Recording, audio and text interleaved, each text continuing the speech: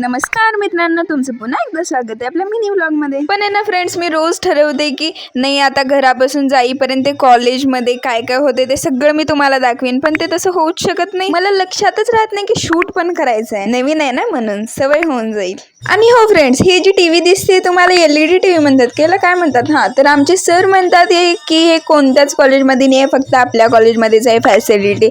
कळालं का फ्रेंड्स? आमचं कॉलेज ते सगळ्या कॉलेजसारखं नाही आहे, डोंगरात काय म्हणतात जंगल के पार वगैरे तसं काही नाही आहे असं आमचं आमचे असं सर म्हणतात. आमचं कॉलेज हे सगळ्यात भारी आहे. ओके, प्रॅक्टिकल वेळेस प्रॅक्टिकलच करणार असं कुठं लिहिलंय का? तर आम्ही दुसऱ्या पण ॲक्टिव्हिटी करणार, तर ऐका.